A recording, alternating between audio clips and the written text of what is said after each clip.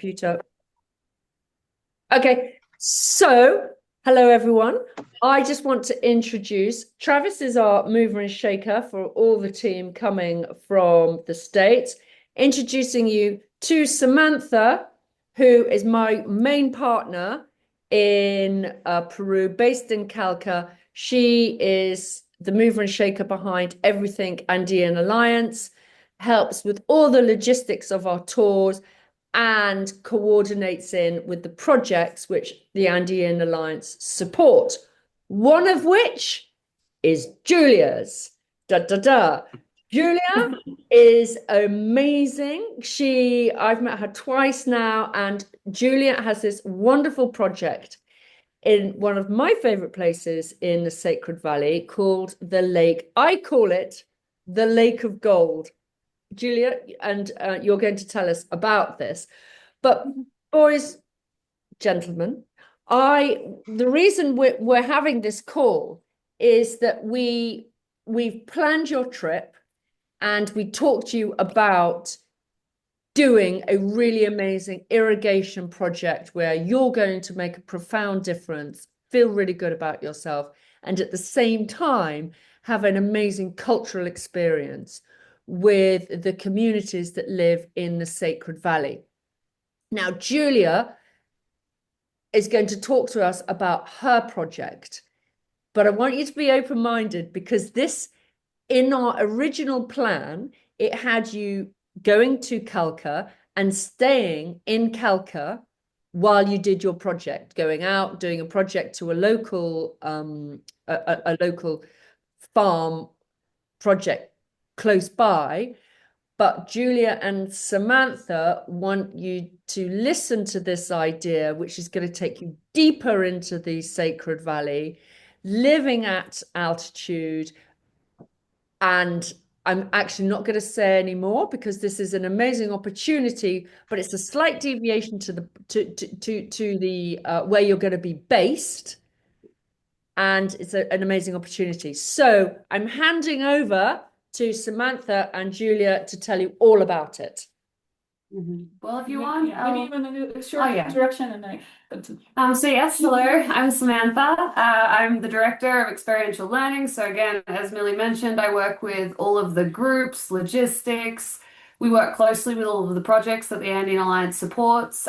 Julia's project, we've been working with the community of Kenko for many, many years as the Andean Alliance. And Julia stepped in quite a few years ago now with Reforestation project. So she was going to give you a little bit more information about this, but it's pretty incredible how she's motivated and got the whole community of Kenko behind this vision.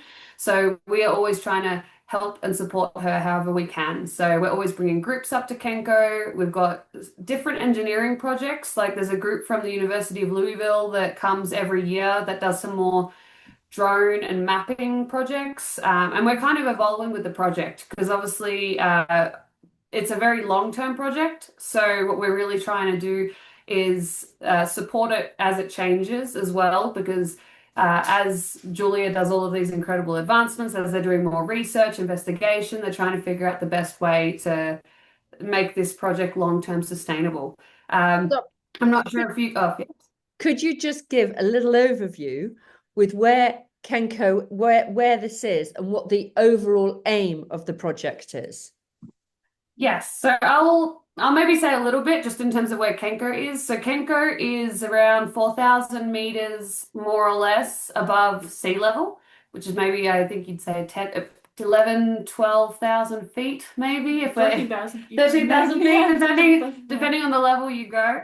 And it's kind of like tucked away, I guess, over a mountain. So you've got the Sacred Valley and it's kind of just over a mountain, and that's where you kind of find Kenko. So we're still very close to the Sacred Valley, but we're kind of in this very special oasis, a different kind of oasis on the top of a mountain. I might let Julia speak a little bit to the project as well now. As I mentioned, the focus is afforestation, but with that comes a lot of other concepts that you need to think about to transform the area with afforestation.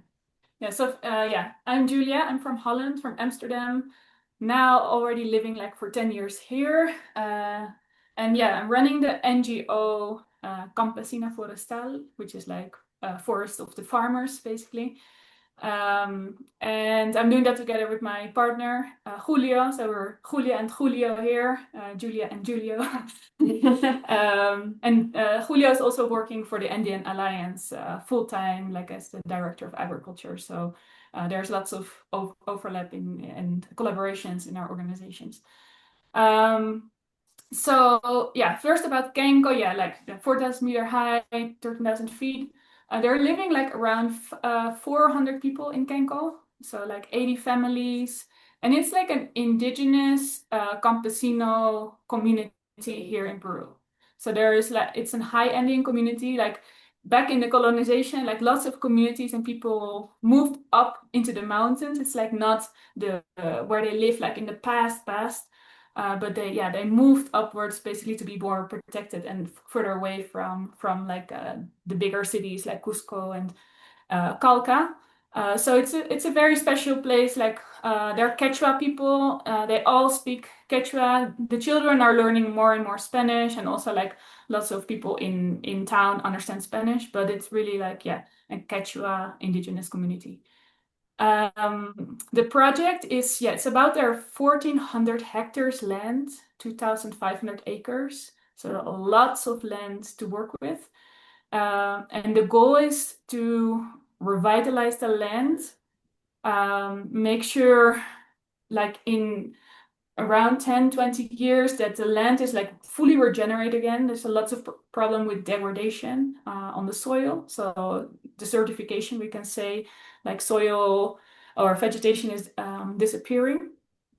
And also one of the other goals is to let water infiltrate as best as possible over the whole region as well. So we're working with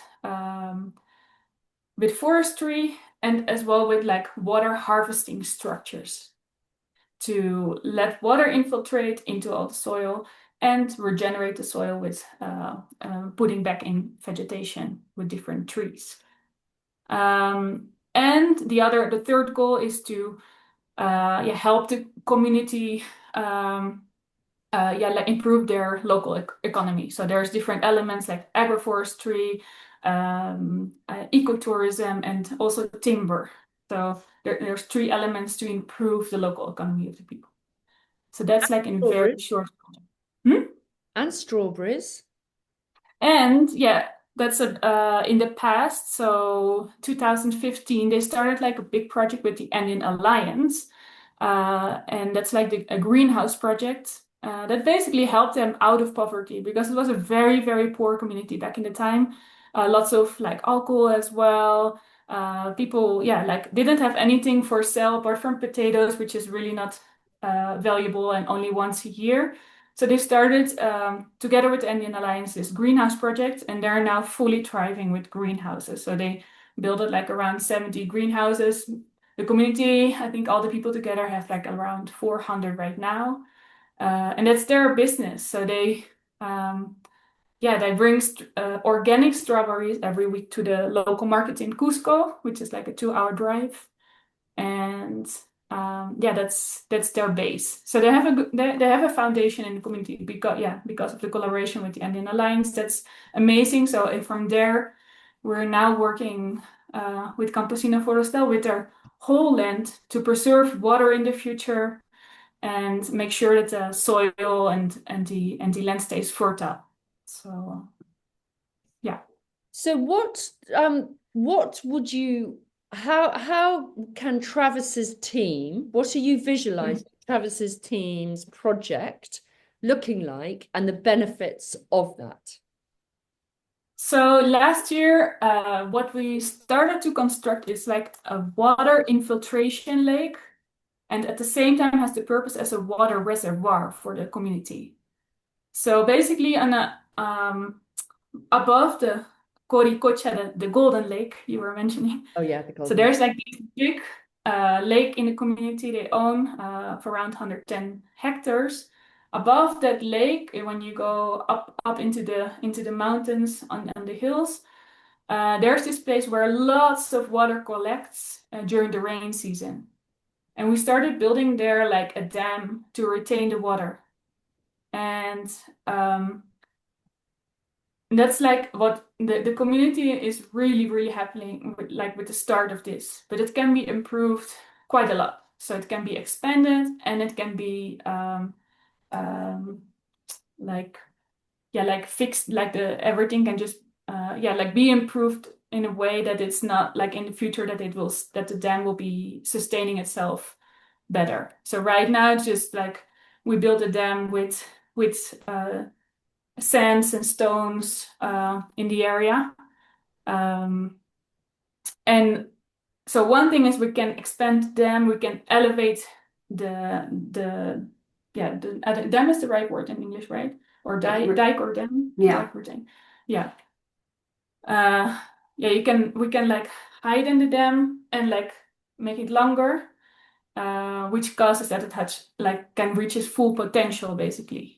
And put gabions on one side to retain like the dam better, so it will not at some point like the water will not wash it away. So that's like where the community, like what the community really wants to improve, because right now the reservoir can hold like 4,000 cubic meters of water, and with the project we're now envisioning with you guys, we can like make this reservoir bigger and like go up till 15,000 cubic meters. So from 4,000 to 15,000, which is like a massive improvement. And the community already like made like water lines as well, connected the reservoir. So they can also use the water for irrigation on the agroforestry plots or their greenhouses as well in certain parts. So Also, Julia she's put together a really nice project, I guess, description. So after this meeting, I'll send it through to you guys, and as well, you obviously, yeah, she's just sent it to me before, and I had not sent. I wanted to have the meeting, but she's got a whole background here with relation to how the funds are going to be used. As well, there was a note about there is one part of the project which we might have to do a little bit before the rainy season starts, and I think you were just going to explain that a little bit. Yeah, so yeah, when you guys come is in March, and then the rainy season is here fully on. So basically it's like 6 months dry season, there's not one drop of water, and then 6 months rainy season. And you come like in March, which is like in the end of the rainy season, but it can be raining like full on in certain days in that month. And that's not like the ideal time to, for example, excavate the water reservoir. What can be done is like putting the gabions on the retaining dam. So that's I don't know if you have any questions about that, and if we can work with part of the funding like earlier, and then do the day sure with Kenko, like doing Would it be worth? Okay, it's so just splitting it into two, obviously, because when it's the rain, pretty impossible. It's splitting it into the right. It's getting the project so it's in line with the rainy season. Travis, you and your team, you can't go this September, can you? This September for the rainy season. That would be tough to try to change the dates at this point. Yeah. Yeah. No, the American work culture is not very good of having long vacations on short notice. So, and unfortunately, it's still that would be in the 2025. So a lot of people already have their vacations and stuff for the year already planned out. So, we're probably more or less stuck in the date that we talked about. Okay. So there's no maneuver, even with maneuvering it in 2026. There's no. I would say maybe later is more possible than earlier. I mean, only if hearing what you're saying with the rainy season. I mean, March is like the tail end, but Sure. you know, it's moving into the shoulder months. But still quite some work can be done the days you're, so actually like the work that's gonna do the excavator is work that you cannot done by hand. But when you arrive, like working with the gabions, which is a lot of work as well, like basically making our retaining wall for the dam, like fix it really well so it will sustain in the future. So we'll do the first part, like building the dike with like it'll basically just be so there'll be a one section. It was more just to let you guys, like, it doesn't mean there's not going to be work to do. There's still going to be like the bigger part of the project which needs to be done. But there's a part which will basically just need to be doing the excavation in the dry season. But that's just machinery. So the machinery will come in and it will do the excavation so that we're not trying to do that if there's a chance of rain. So that'll probably be just more the way to prepare for your trip for when you guys get here. Okay. So it's still okay to come in March. It's just more letting you guys know that there's going to be a part which we'll probably be doing beforehand just to align so that it's prepared. So yeah, it doesn't mean that like it's not, there's still a lot of work to do when you guys are here, and there'll be plenty, it'll be the next part of it, I guess. There will be like 100 meters, like the gabions will be like, in total like 100-meter length, like in different levels. That's a lot of work. Like they need to be filled with stones, and put in the right level, make sure that they're like fixed well, and that will take some time, some days as well. Yeah. To do that, so. Yeah, I mean, I think we can definitely. I mean, I think ultimately what we want to do is, we know we're there for a short period of time, so we want to just go somewhere and do something where we can make a really big impact, because you know, we all work most of us work in construction, or we, you know, get our hands dirty from time to time.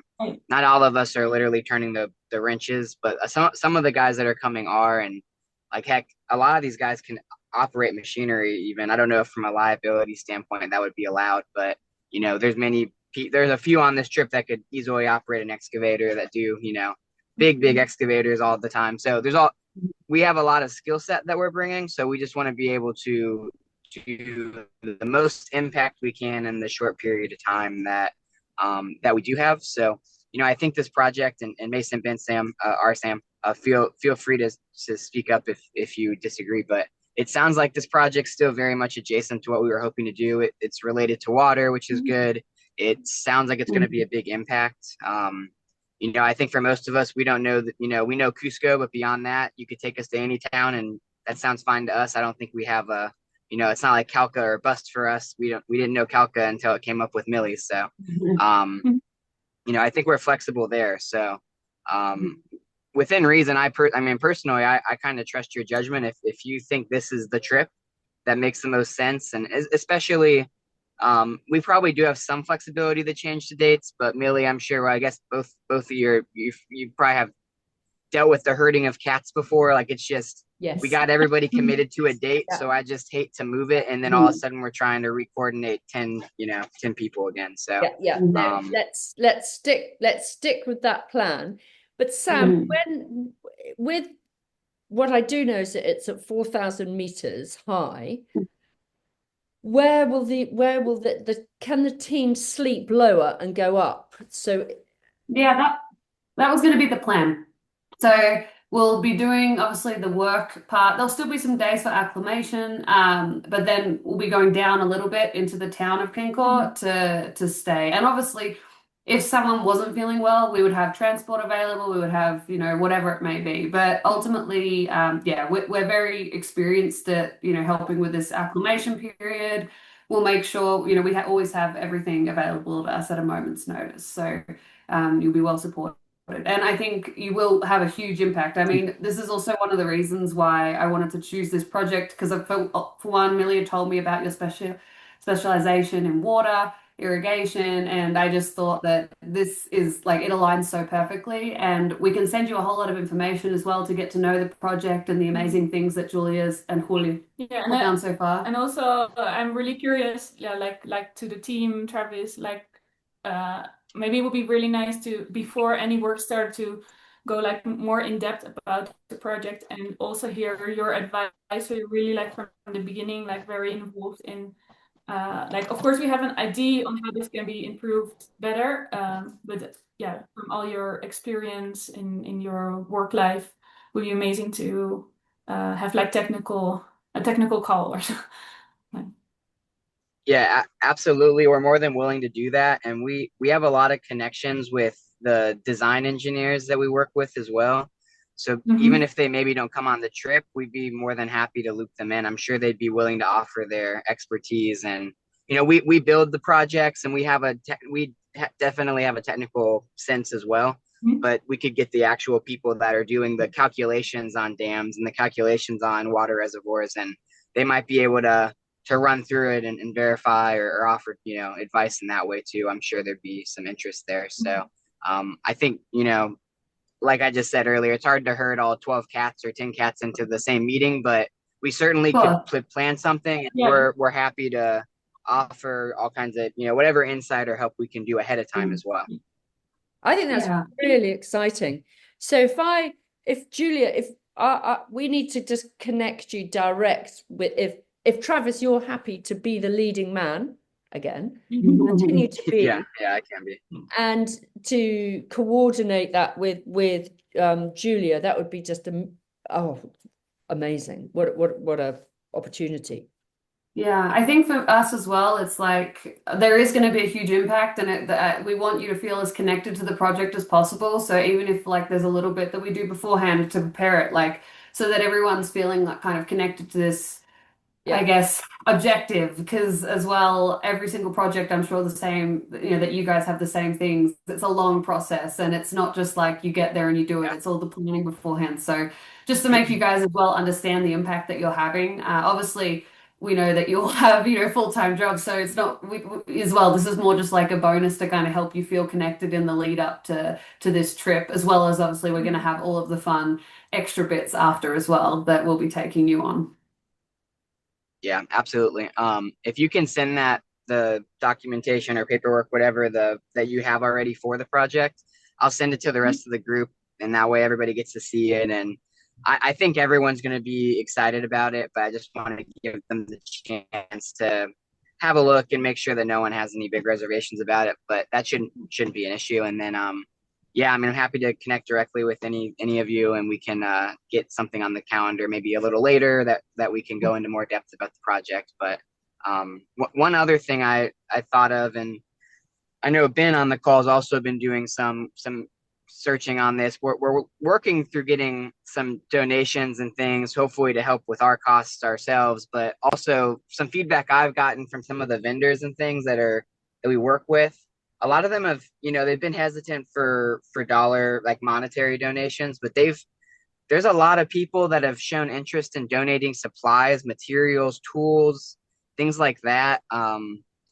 If there's anything that community needs, maybe some, say they need new drills, or say they need new, like anything construction adjacent that would help them, hard hats, or, raw materials, anything that we could bring over that wouldn't be too crazy to bring over.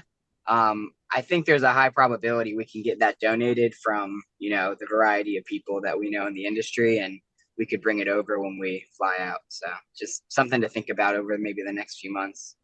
Yeah, amazing. That's amazing. Yeah, I think they can, anything that can help with their infrastructure in terms of like just like the roads, and also the water is super helpful there. Like it's a very rural community.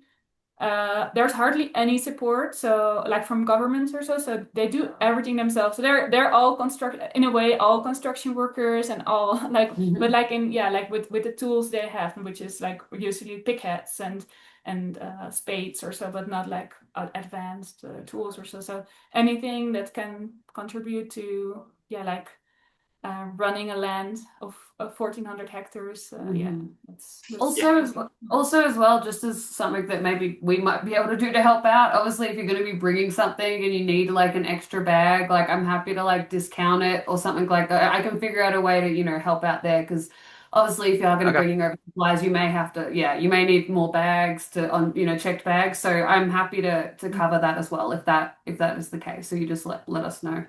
We'd appreciate that. We can figure out, I don't know a lot of people will talk the talk, and then I'm not sure if when it comes down to it if it'll happen or not. But we'll see maybe how much we're getting, and if it's just like one bag or something, I'm not sure we're worried about it. But maybe we can get 3 or 4 things full, and then that would certainly help. And like I said, we're happy to we could bring it over and maybe use it, and then it's all yours once it's done. And because obviously we don't want to go back with all that stuff, and it could help your community way more than it can help us. So yeah, just we'll figure that out a little bit closer. But that was some good feedback I got from people here. But one other thing I had, just thinking out loud, things that have changed a little bit, and I think Ben and Sam mentioned it earlier.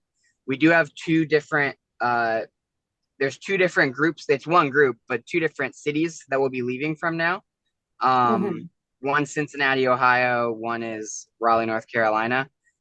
Looking at flights, the flights are finally available to look that far in advance. Most of the flights actually end up connecting and doing the same flight from Lima to Cusco. So we'd be all on the same flight when we got to Cusco, which would be obviously really helpful. But I just wanted to point that out. We will have 2 departing flights, so there may be a situation, flight might get delayed or who knows what. But we have about half coming from Raleigh and half coming from Cincinnati. So it'll be 2 different groups meeting up in Lima and then coming over. And so the flight, so you're departing on the plan is to arrive, you guys to leave and arrive on a Friday, the 20th of March. We found flights that leave on Thursday night, so we could still work on Thursday and then leave Thursday night, and then we land Friday like lunchtime, maybe 11 to 12 a.m. kind of thing. So that's brilliant, isn't it? That's brilliant. We started looking at it, and there was none of us have booked any flights or anything like that yet by any means. But the Friday flights, it was going to be showing up at like 1 a.m. It was going to just be really tight connections, and it would have just been really challenging, I think, to get there the day we left. So I think leaving Thursday night gives us a lot more flexibility, or if a flight gets delayed or a connection gets missed, we'll still have opportunities to get there for sure on Friday. Okay, brilliant. Then leaving on this Monday the 30th, what does it look like? That's an early flight if I remember right. So we'd be there all day Sunday, and then I think the flight I found was a 4:15 a.m. Departure, and then there was another one that was like a 7 a.m. departure. So ideally we would be back somewhere close to Cusco that Sunday night, but I mean, like I said, we haven't booked any flights yet. So the Sunday night, the Sunday on my plan that I'm looking at now is that's the final day of the Machu Picchu trek. So you finish so realistically getting back to Cusco, you wouldn't get back to Cusco till about 7 p.m., would you? On Sunday? If you send me the flights, like I can normally make some things work. Like if you send me like what the flights are, the approximate that you're looking at, if we need to adjust the itinerary slightly, I can do that, and I can work my magic. So as well, obviously. Well, just to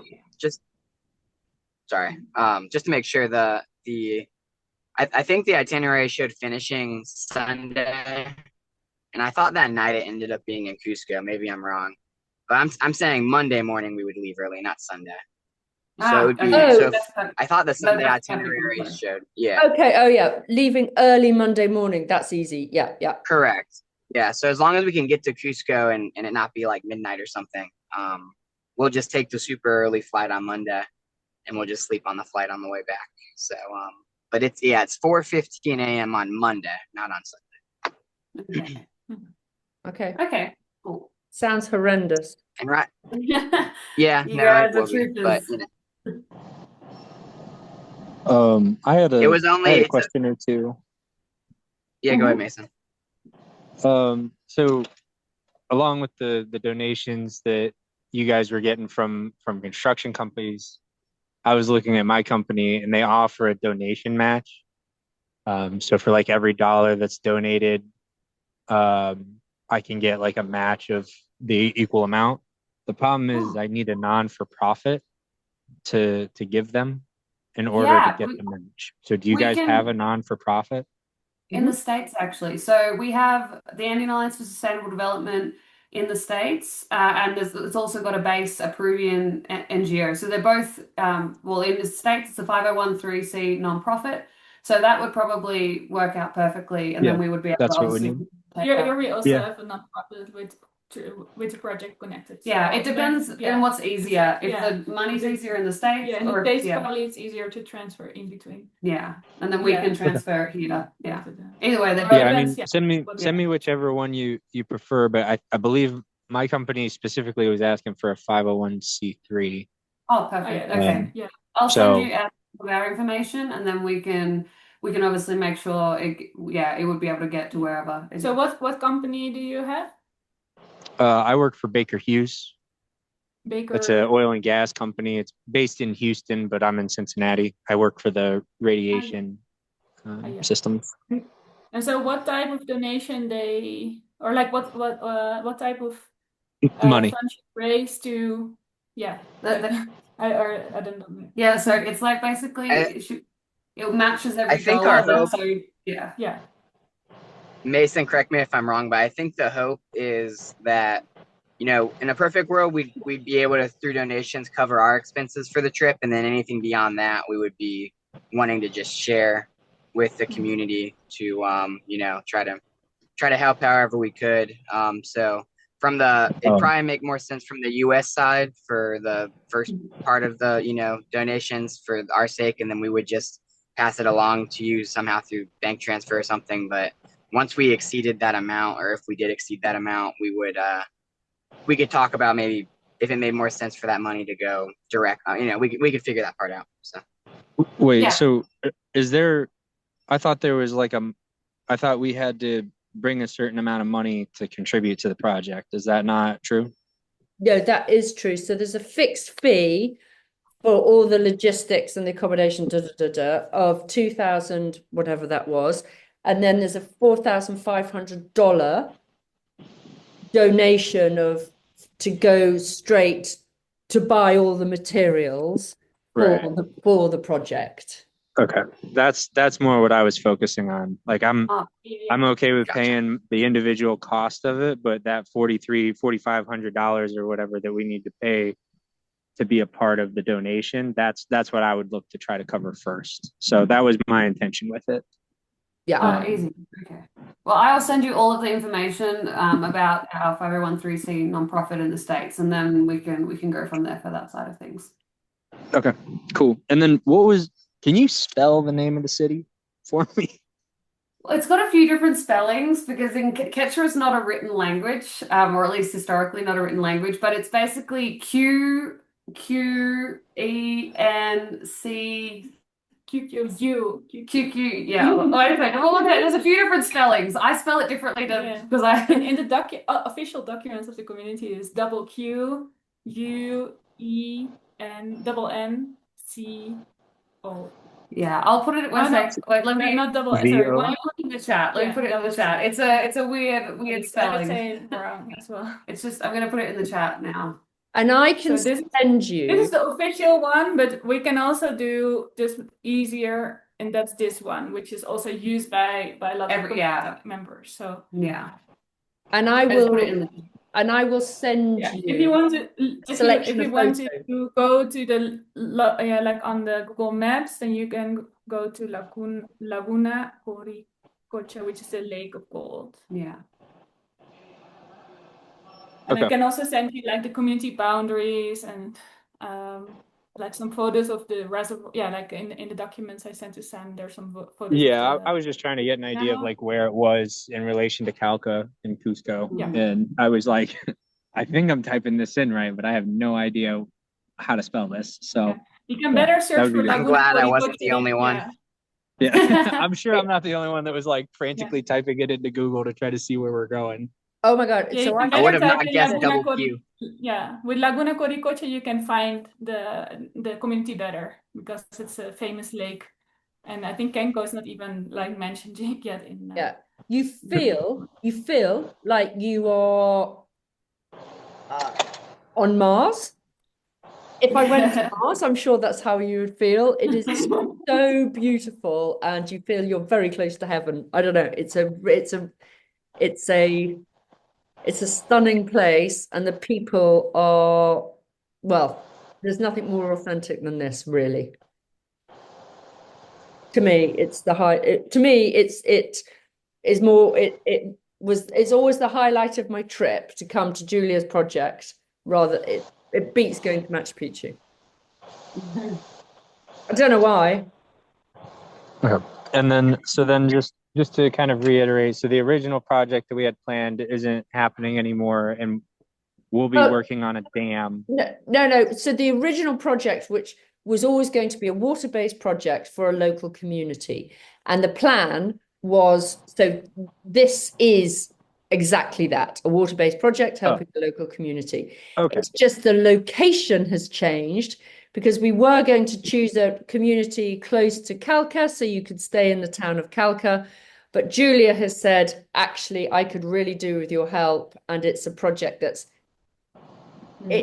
Gotcha. It's just, the purpose of this conversation was to introduce you to Julia, hear more about it, and to persuade you that instead of staying in Calca, you're going to go to Quechua instead. Kenko. Yeah, just so you guys understand, the way that we work with these projects, we work with a lot of different communities. We work in coffee communities, we work in high altitude communities in all over Cusco region. And normally when we get a project, or at least a group that want to come, we'll go and have a chat with all of these different communities, and we'll try and see what the community needs are to understand, how we can best support them, and as well if the project aligns with the group. Because obviously you guys as well have that focus on water, irrigation, and we had a lot of other communities that maybe had proposed slightly different things, and we felt like this aligned best with your group. So just so you guys understand it, that's kind of, there's normally a bit of a process in choosing the project, and then we obviously come down on it, and Julia's got a really good project plan that we'll send through to you. Okay. Sounds good. Okay, so one last question I have. I think some of the people that are coming have some Spanish background. I think, at least I was planning on trying to do some Spanish learning before coming. For this particular project, it sounds like that community speaks more indigenous languages outside of Spanish. People work with, they mostly speak Spanish as well. So they speak Quechua dominantly. If there's any translation needed, even in between the community members, they can do that. So please, so learning Spanish would still be valuable before you come. Yeah. And we will also be there to translate. I mean, that's also our role as well, to try and be the bridge between the community and the group, so that you guys are able to have that kind of authentic, I guess, connection with the community that kind of flows nicely. Yeah, and if you're there several days, you will get really that's special for them. And I think, usually after a day already, they feel really nice with the group. But when you're there a few days, that's just amazing, and really. They're going to have you dressed up in local, colorful clothes before you know it. You're going to have you're going to have the colorful bubble hats on. You're going to have the ponchos. You name it. You're going to be dressed in it. Yes. Okay. Well, that all sounds good. Okay, so we have a plan. I'm going to connect you all up with Julia and Samantha, and send you the proposal. Samantha will send you the NGO requirements in the States. And Travis, you're going to send us the flight info before you book it, just so we could just nuts and bolts it. Yep, I'll send that today, because I already have screenshots of both options, and I'll get it to you. And like I said, I just to see if it makes sense, and then we'll book here in the next few weeks, assuming everybody can do that. Perfect. Yeah. Okay. Maybe I can copy Julia, and Julia's going to send her email, but as well, we can also maybe just add her into the next email that we write. And then it would be good to keep me copied in, just because I'm on the back end of all the logistics. So just kind of, even if I'm just a fly on the wall while you guys are talking technical, it just helps to have me in the loop. So me too. I'm just nosy. Yeah. Perfect. Well, it was lovely to I'll meet you learn all. about Thank you for your technical time. stuff. Sorry. No, sorry. Yeah, lovely to meet you all. Thank you for your time. We're excited to at least, continue expanding on the vision for this project. And obviously, Julia, you'll be in touch with a lot more now. So I'm glad that you got to meet her. She's a very passionate person that's really doing incredible things for the community of Kenko. So we're excited to get this off the ground and support this project. Yeah, and I'm really excited to work with you. It sounds like amazing. Yeah, just a wonderful group. We haven't had like so many expertise yet, like coming through groups received in Kenko. So yeah, really looking forward to collaborate on anything. Yeah, and on this project, of course, during your visit here. Yeah. We're definitely looking forward to it as well. It's nice to meet you too, and we will definitely be in touch. And yeah, once you get that information, just send it over. I'll pass it out to the team. I'll let this whole group know once they've seen it and everybody feels good about it, and we'll go from there. Perfect. Thanks, Sounds Travis. amazing. Thanks, everybody in the background. Thank you so much. Thank you all.